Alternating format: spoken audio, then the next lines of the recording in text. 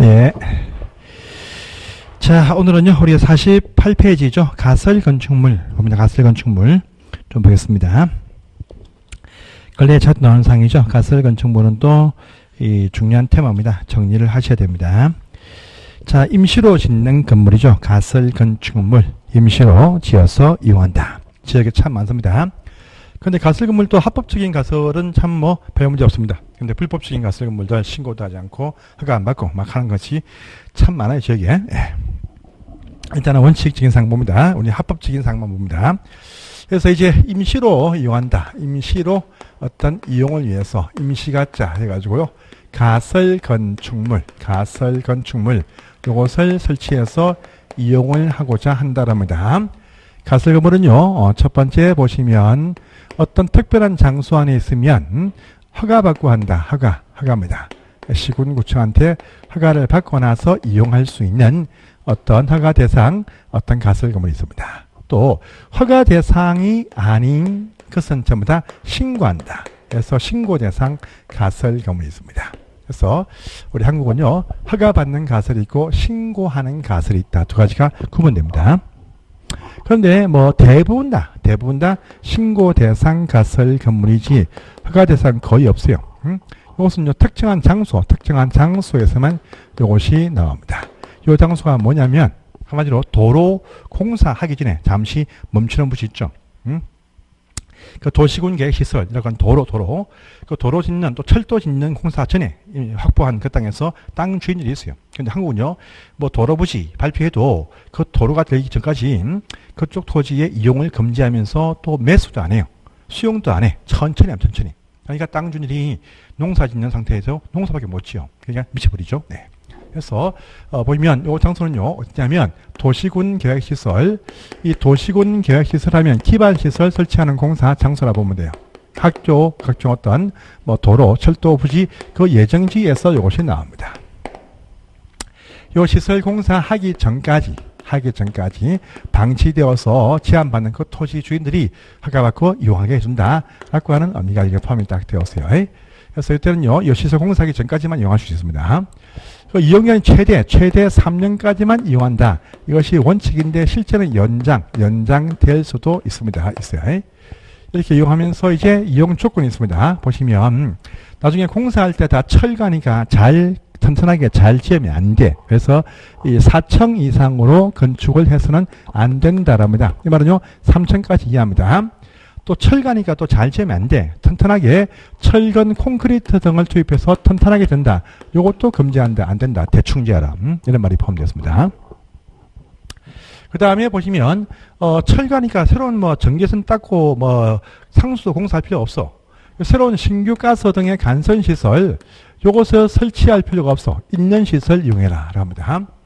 또 철가니까 팔아먹으면 안 돼.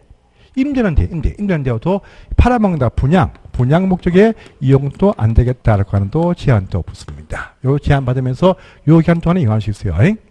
나중에 공사하면 다 철거 등 원상복구를 합니다. 거기까지 임시로 이용한다라는 의미입니다. 요 장소를 벗어나면 전부 다 신고예요. 신고 대상 가설 건물이 대부분입니다. 신고한 가설도 보시면 신고해도요, 요것도 3년까지만 이용한다. 요 존재한 똑같이 또 3년 똑같아요. 그러니까 이것도 계속 연장될 수도 있다. 이렇게 말합니다. 그 신고대상 가설 건물이 밑에 오른쪽에 박스에 쫙 나와 있죠. 이것만 다 천천히 보십시오.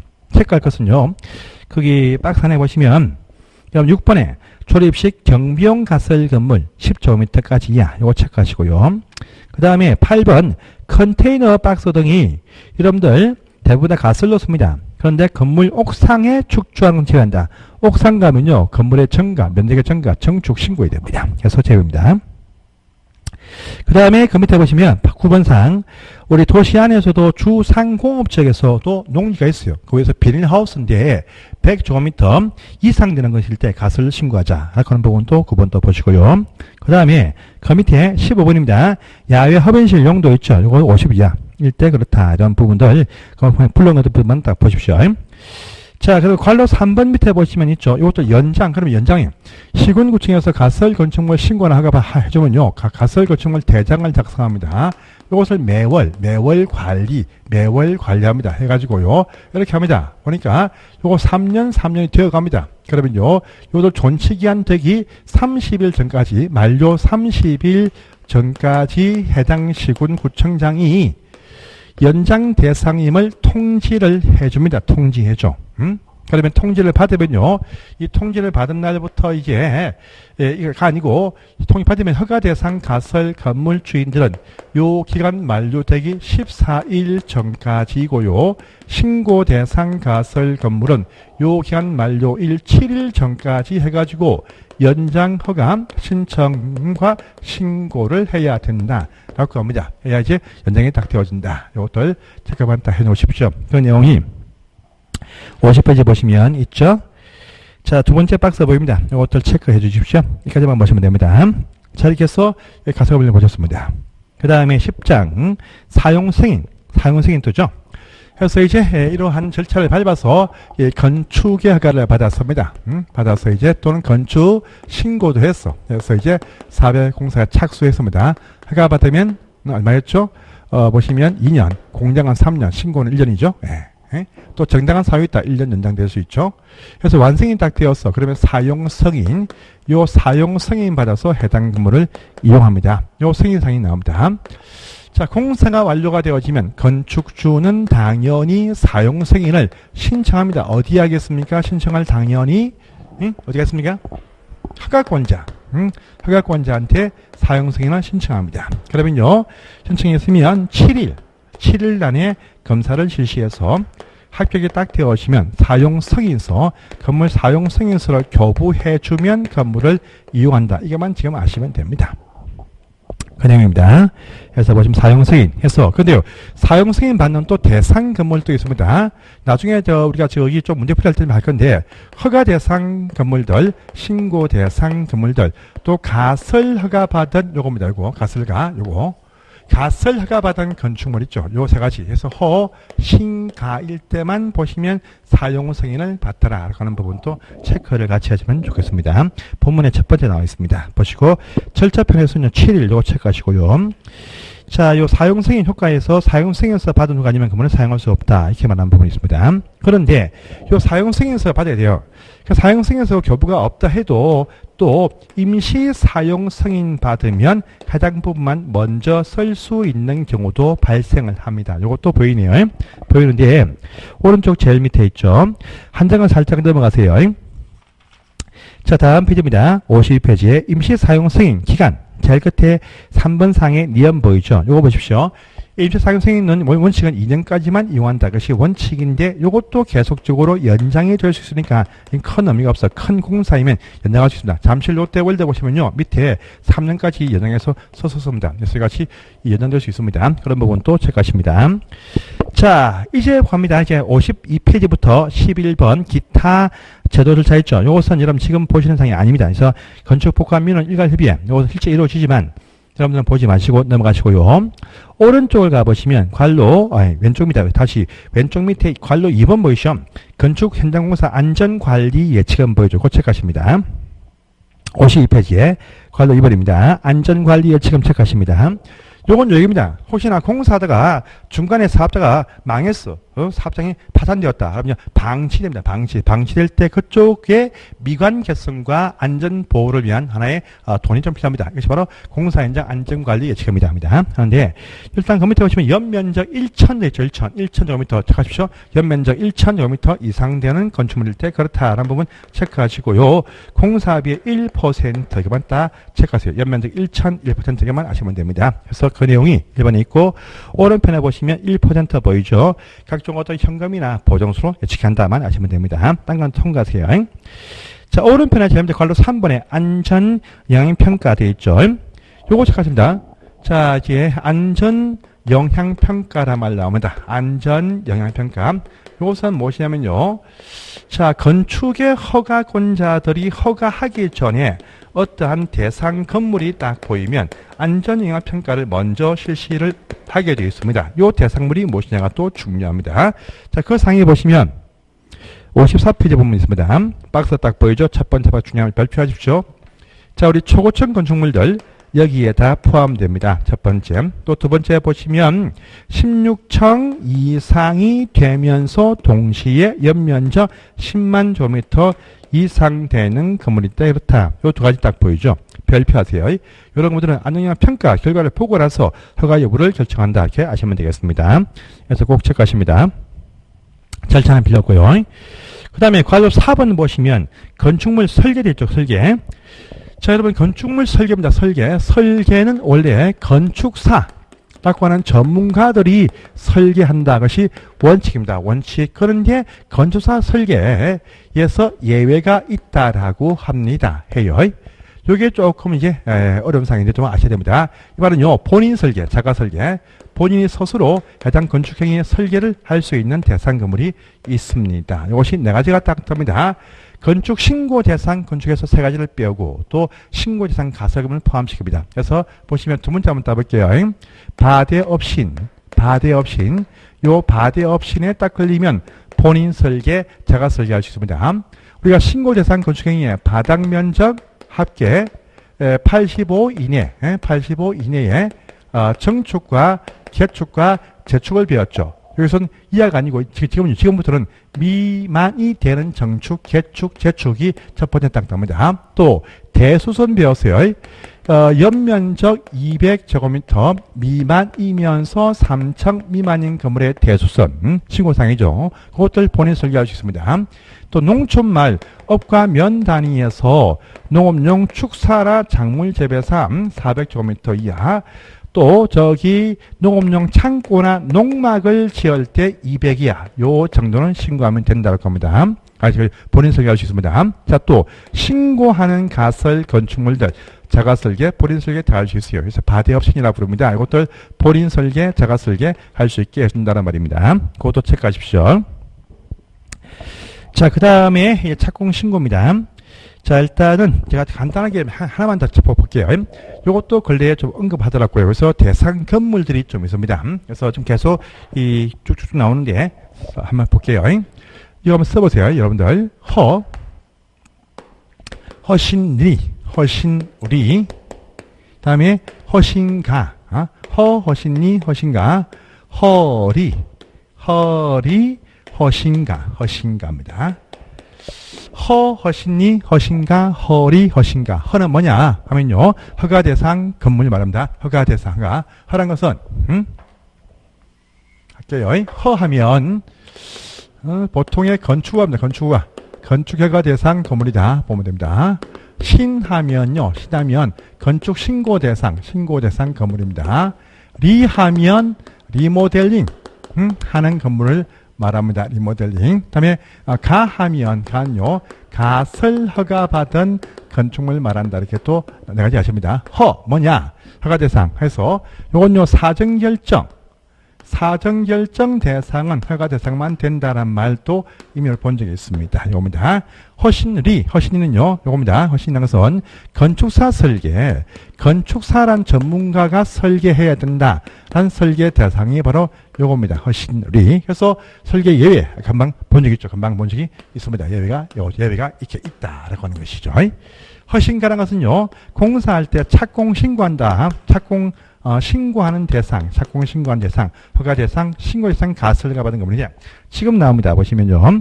자, 왼쪽 5번에 있죠. 착공 신고 대상에서 허신가가 뜹니다. 그래서 54페이지에 관로 5번에 1번에 나와 있죠. 요겁니다. 또 허리하면요, 그 오른편에 보시면 감리가 있어. 7번에 감리자 지정 대상이 됩니다. 잘 보시면 허리, 허가대상, 리모델링. 그러면 건축 신고 대상은 감리자 정하지 않는다는 말도 거기 내포가 되어 있습니다. 또 허신가 하면요, 공사 끝나고 사용승인, 요겁니다. 아까 사용승인, 제가 허가대상, 신고대상 또는요, 가설 허가받은 건물일 때도 보시면 공사 끝나면 사용승인을 받아. 요거 말입니다. 이거. 그래서 보시면 허신가 했었죠. 요겁니다. 허신가. 그 사용승인 받는 대상금을 요것은 구분을 좀 해주십시오. 요 지문에 좀 잘 뜨고 있습니다. 그래서 확인하십니다. 그래서 그 밑에 5번에 해버립니다. 허신, 가설, 허가받은 건물 착수할 때 공사하게 신고하더라. 이거 보십시오. 그 다음에 오른편에 2, 3, 4는 필요 없고요. 6번 사항, 건축 시공 보이죠? 자, 건축 시공은 이제 보실 만한 사항이 별로 없습니다. 2번에 보시면 공사 시공자들은 건축 허가나 용도 변경 허가 필요한 건물일 때 보시면 건축 허가 표지판을 설치하더라. 이거 체크해 주십시오. 그 다음에 3번 사항. 시공자가 설계를 딱 보니까 설계 마음에 안 들어. 그러면 설계 도서에 대해서 변경 요청을 할 수 있습니다. 있어요. 또, 그 밑에 6번에 4번이죠. 4번은 또 체크하십니다. 4번은 체크, 4번. 요거 체크하다 하세요. 상세 시공도면, 상세 시공도면 보이죠? 요건요, 보시면, 자, 감리자는요, 시공자한테 당신들 설계 도수에 맞춰가지고 상세 시공을 도면 작성하라. 상세 시공도면 작성을 요청할 수 있습니다. 요건요, 연면적 5천 이상이에요. 5천 이상. 그래서 연면적 합계 5천 이상인 큰 건물일 때는 감리자가 시공자한테 상세 시공도면 작성을 요청할 수 있다. 그래서 요 관로 6번에 4번 사항은 또 잘 체크하십시오. 보십시오. 자, 그 다음에 공사 감리죠. 감리는 허신리 해서 허가대상, 신고대상, 허리, 허가대상, 허리. 리모델링은 감리자 지정한다 했습니다. 요거 건축 신고는 감리자 지정하지 않는다. 그걸 먼저 알아주십니다. 자, 그렇게 하시고요. 감리 업무편에서는 사실 나오기가 좀 어렵습니다. 어려운데 넘어가시고 감리하는 방법 있죠. 그래서 56페이지에 동그라미 3번에 보시면 원칙입니다. 원칙. 감리할 때는 말입니다. 감리할 때는 필요할 때 수시로 현장은 방문 감리입니다. 그래서 감리란 것은 늘 상주하는 것이 아니고 원래 원칙은요. 필요할 때 수시로 방문해서 감리한다가 원칙이야. 그래서 감리는 기본 원칙이 무엇이냐라 하니까 필요할 때 수시로 현장을 방문해서 감리한다. 이것이 기본적인 원칙입니다. 원칙이에요. 그런데 상주 감리 보이죠? 이걸 세모하십니다. 공사하는 시간 내내 상주에서 지켜본다. 상주 감리. 요 상주해서 감리하는 상주 감리 대상이 있다라고 합니다. 이것이 박스 보이죠? 이것도 불편하셔도 암기를 좀 하실 필요가 있는 사항입니다. 아시겠죠? 자, 일단은요, 바닥 합계 5천 이상 되는 건물들, 여기에 포함된다. 1번에 있습니다. 보시고요. 또 2번 보시면, 연속되어서 5개층 이상이 되면서 바닥 합계 3천 이상 건물도 여기에 포함된다. 두 번째 나와 있습니다. 이것도 체크를 하시고요. 그 다음에 아파트 공사 현장들 다 상주 감리하고, 그 다음에 준다중 이용 건물부터 다 상주 감리를 한다 해서 네 가지입니다. 바닥 합계 5천 이상, 5개층 플러스 바닥 3천 이상, 또 보시면 아파트 공사 현장 준다중 이용 건물 때 상주에서 감리한다. 대상 네 가지니까 항상 나오기 쉽습니다. 해서 보십시오. 그 다음에 오른편을 보시면요. 어디입니까? 위반사항이 딱 보였어. 그러면 통지합니다. 시정 통지예요. 그런데 따라와야 돼. 안 따라오죠? 그러면 공사 중지 요청합니다. 안 따라오죠? 보고해서 행정명령받게 합니다. 그렇게 간단하게 한번 체크하시고 넘어가십니다. 그 다음에 큰 5번 보시면 우리가 감리할 때는 말입니다. 감리라는 것은요. 자, 설계도대로 시공하는지를 감리를 합니다. 일치 여부를 확인하는 것이죠. 설계도대로 시공의 일치 여부를 확인합니다. 그런데 여러분들 사람이 하는데요. 설계도도 딱 시공할 수 있겠습니까? 설계도로 시공한다. 불가능해. 그래서요. 그렇게 맞춰주는 단위 없어요. 그래서 딱 정밀하게 1cm 구멍을 뚫어라.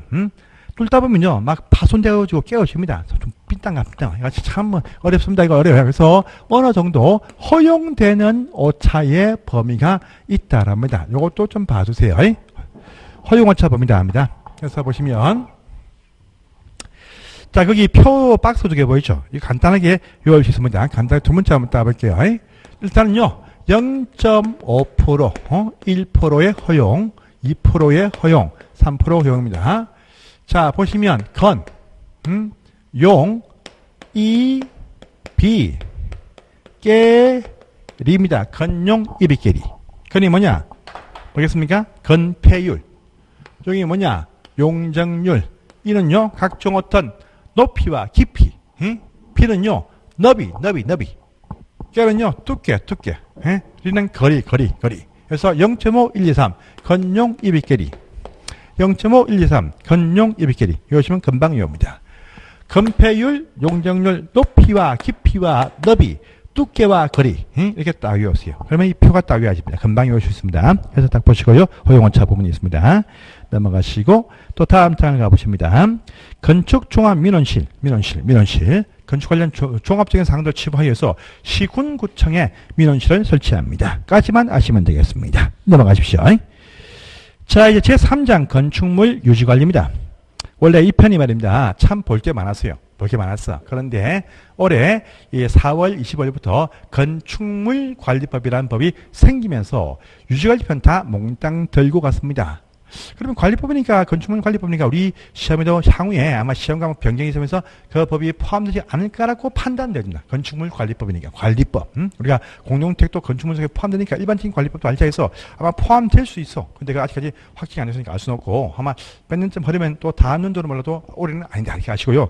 준비하시는데 그렇게 돼서 이제 이 편에서는 볼 게 별로 없어요. 그래서 유지관리편 뭐 정기점검 등이 참 있었고 철거, 멸실이 있었는데 다 이사 갔으니까 이사를 갔어. 그러니까 볼 게 별로 없다. 이렇게 아시면 되고 시험에 나올 이유가 없습니다. 그러니까 믿으시고 옆에 남아있는 것들 쓸데없으니까 넘어가십시오. 자, 넘어가시고 이제 제4장 61페이지입니다. 건축물 대지와 도로. 이게 또 중요하죠. 그래서 지금부터 이제 건축 규제입니다. 건축물 총칙 보셨고요. 건축 절차를 봤어. 이제부터는 건축 규제, 대지, 도로, 구조와 설비가 나옵니다. 아시겠죠? 그래서 대지의 조건, 또 도로의 접도, 구조의 안전, 설비의 어떤 구축되어야 건물 지을 수 있습니다. 또 이용할 수 있습니다. 자, 이제 건축 규제가 나온다. 제4장 편입니다. 그래서 첫 번째입니다. 참 애매하네, 그죠? 애매했어. 이거 뭐 끊기가 좀 애매한데. 자, 건축물 대지, 도로 묶어서 쫙 이렇게 보시면 참 좋아요. 그래서 우리 하나만 타고 10분씩 하나만 하고 건축물 대지편의 대지 안전 혹은 별도로 또 보니까 봅니다. 자, 이제 보실 것이 건축 제한, 건축 규제에서 첫 번째 보시면 건축물 대지와 도로가 첫 번째 나옵니다. 대지의 조건이 나와요. 대지 조건. 그래서 보시면 이제 다음 시간 이어서 판사하고자 설명할게요. 그래서 보시면 대지의 어떤 조건, 그 다음에 요 대지가 도로에 붙어 있어야 된다. 또 구조의 안전한 구조 설계, 필요한 설비도 갖추고 있어야 허가한다는 겁니다. 대지 보시면 첫 번째 대지의 어떤 안전 조건을 먼저 확인합니다. 두 번째 대지가 어떠한 조경도 설치한다랍니다. 세 번째 보시면 대지가 공개 공지 쉼터 등도 설치해서 쉼터를 또 만들게 합니다. 또 대지는요, 어떤 장소에 있으면 대지 안에 공지라는 것을 띄워서 건물 앞뒤 좌우에 어떤 공지를 확보를 하게 합니다. 그 다음에 또 보시면 다섯 번째 가지고 대지에 최소한 필요한 넓이가 있더라. 요 최소 너비에 미달되는 토지 분할을 금지한다는 말도 나옵니다. 더 있지만 이것이 중요합니다. 첫 번째 대지 안전한 조건, 이것을 딱 봅니다. 대지 안전. 여러분들 첫 번째 대지는요, 일단 도로보다 같은 위치에 있거나 더 위에 있어야 돼요. 안전을 위해서 도로보다 같은 위치나 또 위에 있어야 됩니다. 그런데 이 첫 번째입니다. 도로 밑에 있으면 원래 올려야 돼. 올려. 퍽을 성토해서 쌓아야 돼. 쌓아가지고 건물을 딱 건축을 해야. 이것이 기본적인 원칙입니다. 원칙에서 우리가 논 답 있죠? 같은 경우에 건물 지으려면요, 그 도로 부지만치 그 땅을 올려야 돼요. 그러면 공사해가지고 좀 올려야 됩니다. 비용이 많이 듭니다. 그래서 우리가 도로 밑에 있으면 바로 건물을 못 짓는다. 이것이 원칙입니다. 원칙. 그래서 원칙인데 도로 밑에 있는 상태에서 대지를 올리지 않고도 건축을 할 수 있는 경우도 있다랍니다. 도로 밑에 있는데 대지를 올리지 않아도 건물 지을 수 있어. 응? 아스팔트에 핏물이 넘어오죠. 물만 잘 빼면 돼. 그래서요, 요 대지 아래 보시면 배수시설, 요것을 이미 확보하고 갖추고 있거나, 또는요, 방섭이 필요 없는, 방섭이 불필요한 어떤 건물 건축할 때는 요 상태에도 이용을 할 수 있다. 대지로 볼 수 있다. 가능하다란 말입니다. 첫 번째 사항입니다. 자, 또 두 번째 보시면, 두 번째입니다. 에 보시면, 여러분 섭지 매립지입니다. 섭지 매립지이면 바로 해당 토지에 건축을 못합니다. 섭지다. 당연히 물을 빼고 흙을 쌓고 쌓여 성토해야 돼. 성토를 하거나 해당 토지에 지방 개량이 되어서 안전성 확인되어야 건축할 수 있다가 딱 듭니다. 두 번째. 또 세 번째는 보시면 대신 항상 배수시설, 우수시설 등을 갖추고 있어야 돼요. 큰 문제가 없습니다. 1, 2, 3, 4번 다 나와있죠? 그 다음에 네 번째입니다. 옹벽. 자, 경사진 땅 옆에서 송계 우려 있는 토지 인근에서 이제 건축합니다. 토사가 유입돼. 그걸 막기 위해서 이때는요, 안전조치가 필요한데 뭐냐? 옹벽. 옹벽 설치가 필요하다라고 합니다. 해요. 조건이 무엇이냐 하니까 경사지 각도가 1대 1.5 이상 나오면서 첫 번째, 두 번째, 경사지 자체의 높이가 1m 이상이 될 때부터 옹벽을 설치를 한다라고 합니다. 하고요. 요 옹벽 설치할 때 세 번째, 옹벽 자체 높이가 2m 이상이 되어지면 콘크리트로 튼튼하게 한다. 또 옹벽에는요, 지지대가 나올 수 있고 배수구가 나올 수 있어요. 요 배수구와 지지대, 이것들 외에는 돌출물이 튀어나와서는 안 된다. 요 내가 조건, 요것을 또 아셔야 됩니다. 그러면 1, 2, 3, 4번에 있습니다. 해서 보시면 되겠습니다. 또 옹벽에는요, 3제곱미터마다 배수 구멍을 뚫어라 하는 부분도 있으니까 체크만 해 주십시오. 그래서 여기서 대지 안전한 조건은 또 요구한다는 겁니다. 그 다음에 또 대지가 또 조경이 있어요. 조경이 또 나옵니다. 조경의 설치 의무가 주어집니다. 보통은요, 대지의 10%, 또 저는 5%, 또 20%, 또 우리 단지는 30% 아니겠습니까? 같이 조경 설치 의무가 주어집니다. 주어지는데, 요건 건물이 아니고 대지, 요 대지 넓이가 200제곱미터 이상이 될 때부터 조경 설치 의무를 부여합니다. 대지 200이에요. 대지 200. 건물이 아니고 대지 200이다 합니다. 자, 보통은 보시면, 보통은 뭐, 5%가, 10%가 제일 많은데, 뭐, 5%도 있고, 20%도 있고, 30%도 있습니다. 이게 뭐, 우리가 알 필요가 없습니다. 그런데, 조경 설치 의무가 면제되는 위치와 건물, 이게 중요합니다. 시험은 잘 들은 사항이죠. 그래서 조경 설치 의무를 빼주는 건물이 있습니다. 일단은요, 농촌 마을은 자연 환경이 너무 좋아. 따로 나무 심으면 어색합니다. 그래서 농촌 마을들, 우리가 도시 안에서 농촌, 녹지들 다 여기 포함됩니다. 또 비도시 지역들, 관농자 지역들 다 여기 포함됩니다. 그래서 도시 말고 관리 지역, 무슨 농림 지역, 또 무슨 자연환경 보존 지역 하는 그런 농촌 토지 종류들 다 여기 포함돼요. 나무 심을 게 없습니다. 또 농촌 가시면 뭐 있습니까? 축사. 농촌에 다 있겠죠? 이런 것이 있습니다. 필요 없어요. 축사. 염전, 염분 토지, 염전들 다 농촌에 있습니다. 필요 없습니다. 보시고요. 그 다음에 보시면 아까 봤던 가설 건물, 가설 중에서 허가 대상 가설 건물은요, 도로공사 할 때 다 나무를 뱁니다. 나무 심을 필요가 없습니다. 가설 건물. 또 보시고요. 또 저기 뭐 할까요? 저기 또 여러분들 골프장, 골프 나무를 베죠. 잔디는 나무가 아니야. 그래도 필요가 없어요. 또 관광 휴양지 천혜에 멋진 나무가 많다. 따로 필요 없다. 그래서 요거 딱 되면요, 나무 필요가 없어요. 보시고요. 그 다음에 또, 자, 공장을 축조합니다. 공장인데 공장은 셋 중에 하나입니다. 일단 공장이 대지 면적이 5천이 안 돼. 그러면 조경 면제. 또는요, 공장 건물 자체 연면적이 1,500이 안 돼. 조경 면제. 또 공장이 보니까요, 산단 산업단지 안에 공장을 설치한다. 조경 면제. 셋 중에 하나 걸리면 조경 다 면제입니다. 자, 또 물류시설 창고 건물을 건축해요. 물류창고 같은 경우도 보시면 이것은요, 건물 연면적 자체가 1,500제곱미터가 안 된다. 면제입니다. 면제. 그런데 요 물류창고가 어디서 나오느냐 보니까 이것이 상업지역 또는요, 어떤 주거지역, 요 안에서 물류, 택배, 화물소 있죠.가 나온다 할 때는 대지가 200이야. 그러면 조경이 필요하게 된다. 라고 부활을 시켜준다. 라는 부분도 있습니다. 그래서 요까지 다 봐주세요. 지금 아주 잘 되는 상이고, 공장이 제일 자주 나온 상입니다. 보시고요. 조경은요, 여러분들, 건물을 건축하면 이 건물 속이 아니겠죠? 당연히 건물 밖에 요 대지 공터 안에 일부 장소에 조경을 이렇게 설치를 합니다. 요 설치무가 이렇게 주어진다는 것이죠. 그런데 다른 곳에 하면요, 설치한 걸로 간주 의제 인정을 해줘. 그것이 어디냐가 봅니다. 자, 건물 옥상에다가 조경을 설치해요. 그러면은 옥상에 설치한 요 조경 면적의 3분의 2까지를 조경으로 인정, 오케이 이렇게 해줍니다. 해줘. 그런데 그러니까 만약에 옥상에 300이라고 널찍하게 설치했다 해도 조경으로 보는 것은 200만 본다. 요거죠. 봅니다. 그런데 땅에 설치할 것이 100만 필요해요.